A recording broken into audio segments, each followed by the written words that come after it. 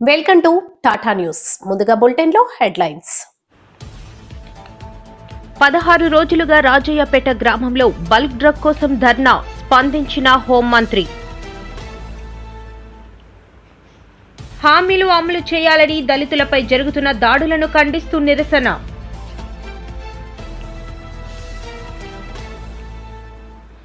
Medical కాలేజీలను private పరం చేయటాన్ని వ్యతిరేకిస్తూ నిరసన తెలియజేసిన పేరాడ తిలక్. బడుగుల వంచనలో జగన్ మహాఘనుడు, గృహ నిర్మాణ శాఖ మంత్రి కొలుసు.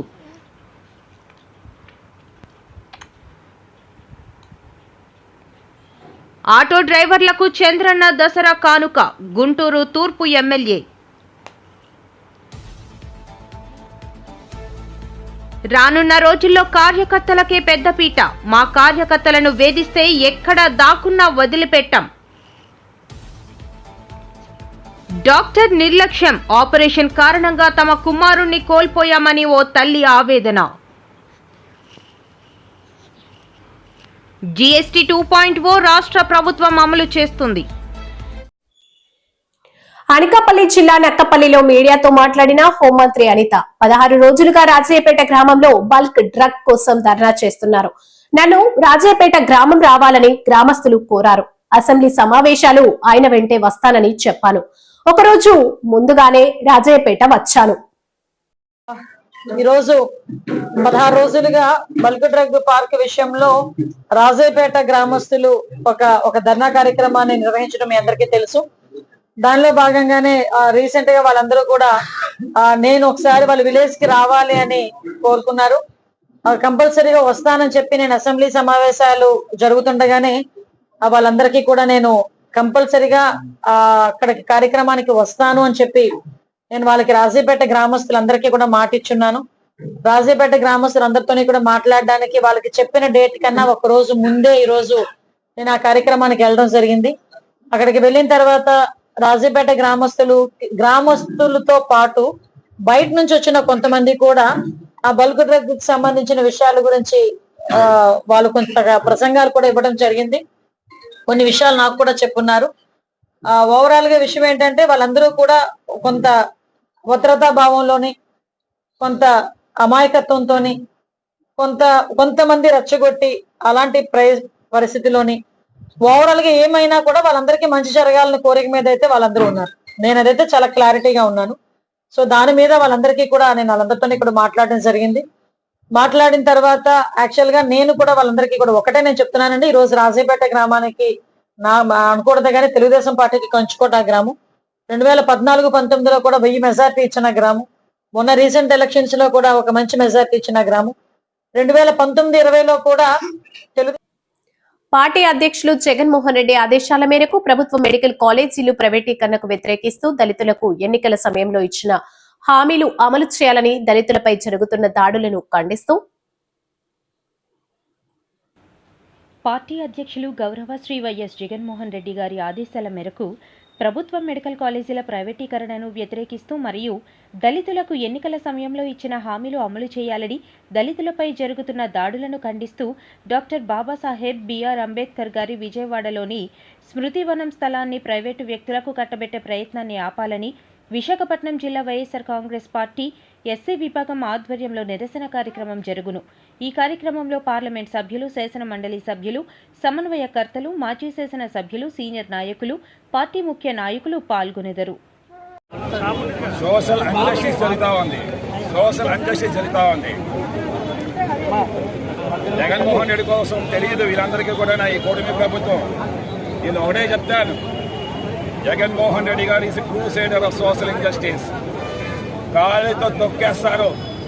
సోషల్ ఇంజస్టిస్ని ఎవరైతే ముందుకు తీసుకెళ్తా ఉన్నారో, దాన్ని పెంచి పోషిస్తూ ఉన్నారో వాళ్ళందరి నామరూపాలు లేకుండా చేసే నాయకుడు ఎవరైనా ఉన్నారంటే ఈ భారతదేశంలోనే బాబాసాహెబ్ అంబేద్కర్ అయితే, తర్వాత జగన్మోహన్ రెడ్డి గారు. గుర్తుంచుకోండి అందరూ కూడా.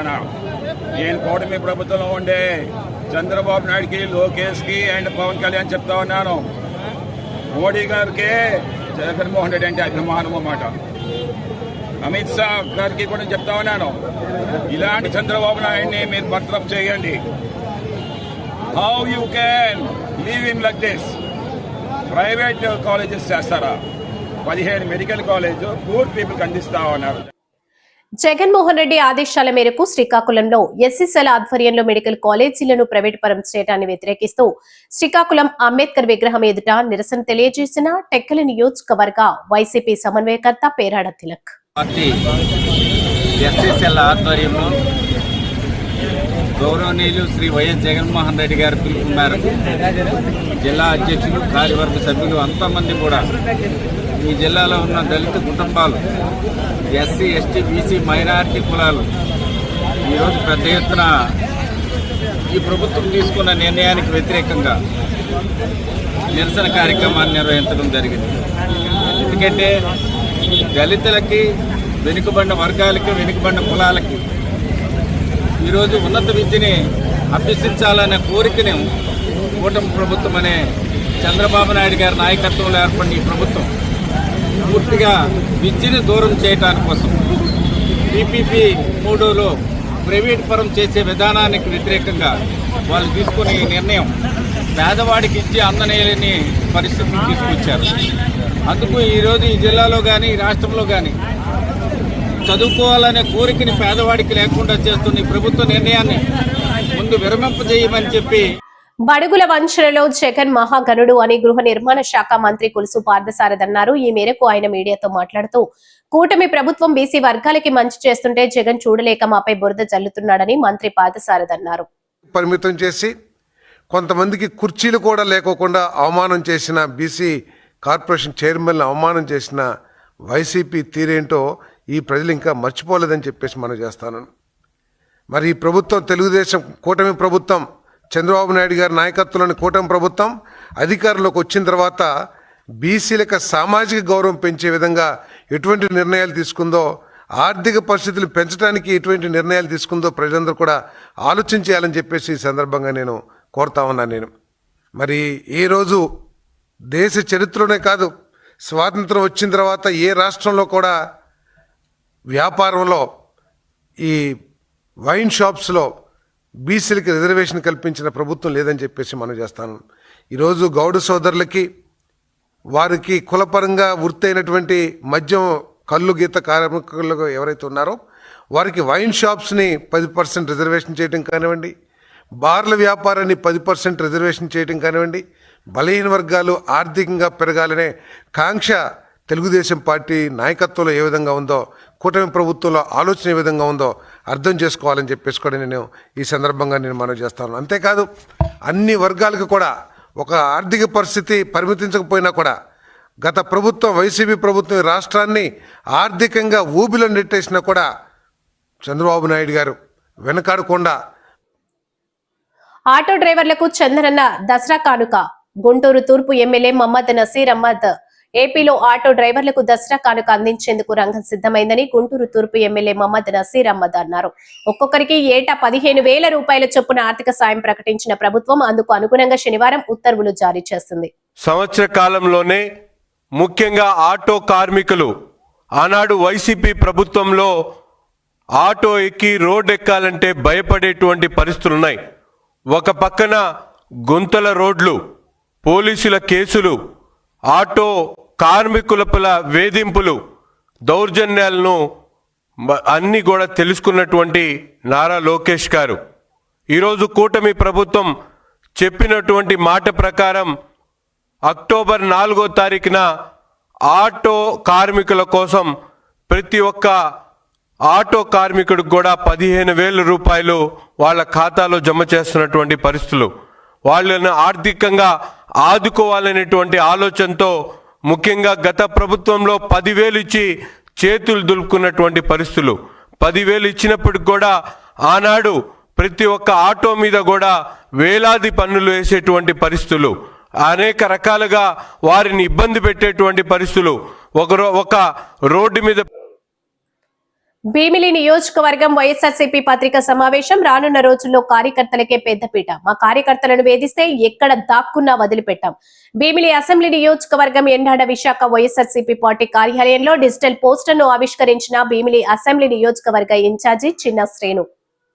ఈ ప్రభుత్వం ఇచ్చిన హామీలు కానీ అమలు పరచలేక, ఈ ప్రభుత్వంలో ఏదైతే వారు ఎన్నికల ముందు చెప్పిన సంక్షేమ అభివృద్ధి కార్యక్రమాలు చేయలేక, లేదు వారు చేస్తున్న అవినీతి కార్యక్రమాల్ని, వారు అమలు పరచినటువంటి హామీల్ని, ఈ రాష్ట్రంలో జరుగుతున్న వైఎస్ఆర్ పార్టీ కార్యకర్తల మీద, వైఎస్ఆర్ పార్టీ నాయకుల మీద జరుగుతున్న దాడులు కానీ, లేదు వైఎస్ఆర్ పార్టీ కార్యకర్తల తాలూకు ఆస్తులు ధ్వంసం చేయడం అనుకోండి, లేదు వైఎస్ఆర్ పార్టీ ముఖ్య నాయకుల మీద అక్రమమైన కేసులు బనాయించడం కానీ, ఇవన్నీ చూస్తూ ప్రజల్లో ఒక సోషల్ మీడియా ద్వారా వైఎస్ఆర్ పార్టీ కార్యకర్తలు పెద్ద ఎత్తున నిజాల్ని ప్రజలకు బహిర్గతం చేయడం. ఎందుకంటే కూటమిలో ప్రధాన భాగస్వామి తెలుగుదేశం పార్టీకి మరి వారికి కొన్ని మీడియా సంస్థలు, కొన్ని పత్రికలు మరి ఎప్పటిలాగానే వారిని అబద్ధాల్ని నిజాలుగా చూపించే కార్యక్రమాన్ని చేస్తూ గత కాలంగా జరిగిన ఎన్నికల ముందు జరిగిన కార్యక్రమాన్ని కొనసాగిస్తూ ఉంటే, దాన్ని వైఎస్ఆర్ పార్టీ ముఖ్యంగా సోషల్ మీడియా కార్యకర్తలు ఎదుర్కొంటూ ప్రజలకు జరుగుతున్న నిజాలను తెలియజేస్తూ ఉంటే, మరి ప్రభుత్వంలో పెద్దలు దాన్ని ఓర్చుకోలేక నిజాలు. గుంటూరులోని ఓ ఆసుపత్రిలో డాక్టర్ నిర్లక్ష్యం, ఆపరేషన్ కారణంగా తమ కుమారుణ్ణి కోల్పోయామని ఓ తల్లి ఆవేదన వ్యక్తం చేసింది. సోమవారం కలెక్టరేట్ ఎస్సీ గ్రీవెన్స్లలో ఆమె అర్జీని సమర్పించారు. టీవీ ప్రకటనల ద్వారా మోసపోయామని, ఇలాంటి అబద్ధపు డాక్టర్లని కఠినంగా శిక్షించి తమకు న్యాయం చేయాలని అధికారులను ఆమె వేడుకున్నారు. ఏ తల్లిదండ్రి కూడా ఈ గర్భస్ఫోటం వద్దని, ఏ తల్లిదండ్రులు కూడా ఇట్లా మోసపోవాలి. సుమంతి గారు ఇచ్చిన అడ్వర్టైజ్మెంట్ బట్టి ఆడ ఎందుకు ఉద్ధరిస్తారని అనుకుని వచ్చాము. వాళ్ళు ఎందుకు మరి ఇట్లాంటి వాళ్ళకి వాళ్ళు అడ్వర్టైజ్మెంట్ ఇచ్చి తెలిసి తెలియని వాళ్ళు మా బాటోళ్ళని నమ్మించి ఈ రకంగా చేస్తున్నారు. దయచేసి మాకు న్యాయం చేయండి. కలెక్టర్ దగ్గర వచ్చి పెట్టుకున్నాం. కలెక్టర్ సార్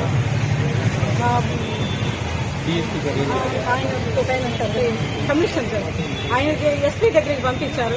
ఆ సార్ డిఎస్పీ దగ్గరికి పంపించారు. ఈ సార్ని వచ్చి కలిస్తామ్మా, నీకు న్యాయం చేస్తానమ్మా, నీ బిడ్డకి జరిగిన అన్యాయం ఇంకొకటి జరగకుండా చూస్తానమ్మా అని నాకు మాట ఇచ్చారు. అట్లాగే సార్ మెడికల్ డిపార్ట్మెంట్ వాళ్ళైనా, పోలీసు వాళ్ళైనా, కలెక్టర్ గారైనా మా లాంటి నిరుపేదలకి ఇలా జరగకుండా చూడండి సార్. ఇది లేకుండా కూడా నేను కోరుకునేది అబద్ధపు డాక్టర్ ఉంది, అబద్ధపు వాళ్ళని వాళ్ళ డబ్బులు ఇచ్చేదానికి మోసపోయి మా లాంటి పేద ప్రజలకు అన్యాయం జరగకుండా చాలు. నా బిడ్డ 35 సంవత్సరాల బిడ్డ, చేతికొచ్చిన బిడ్డని మంత్రి గారిని కలుస్తారని తెలుస్తుంది. మరి మంత్రి గారి దగ్గరికి ఎప్పుడు వెళ్ళబోతున్నారు? జీఎస్టీ 2.0 రాష్ట్ర ప్రభుత్వం అమలు చేస్తుందని గుంటూరు తూర్పు ఎమ్మెల్యే నాసిర్ తెలిపారు. 4 స్లాబ్లను 2కు కుదించి సామాన్యులు వాడే వస్తువులపై పన్నును 0 నుంచి 5% వరకే ఉంచామన్నారు.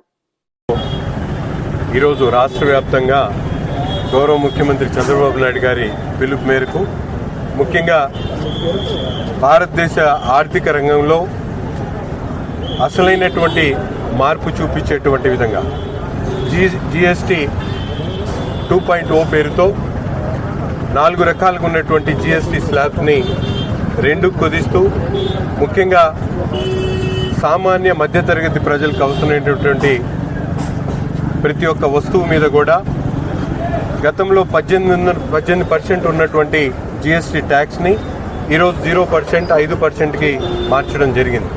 దీనివల్ల ప్రజల్లో, ముఖ్యంగా సామాన్య ప్రజల్లో కొనుగోలు శక్తి పెరిగి దేశ ఆర్థిక అభివృద్ధికి వారందరూ కూడా దోహదపడాలనేటువంటి ఆలోచనతో ఈ నిర్ణయాన్ని తీసుకోవడం జరిగింది. దాదాపు ఇప్పటికే గౌరవ డిప్యూటీ కమిషనర్ గారు చెప్పడం జరిగింది, జాయింట్ కమిషనర్ గారు, 8,000 కోట్ల రూపాయలు రాష్ట్ర బడ్జెట్, రాష్ట్రం నుంచి వచ్చేటువంటి ఆదాయం ఈరోజు కేంద్రం కోల్పోతున్నప్పుడు కూడా భారతదేశంలో ఉన్నటువంటి సామాన్య ప్రజలకు అవసరమైనటువంటి వస్తువులు మరింత తక్కువకి ఇప్పించి వారు జీవితంలో ఎక్కడ కూడా, ఎందుకంటే ఒక సాధారణ కుటుంబానికి ఒక 8,000 రూపాయలు ఆదా అయ్యేటువంటి పరిస్థితులు ఈరోజు మేమందరం కూడా చూస్తూ ఉన్నాం. గతంలో రకరకాల ట్యాక్సుల పేరుతో రాష్ట్రంలో విధిస్తున్నటువంటి పరిస్థితులు ఉంటే, ఒక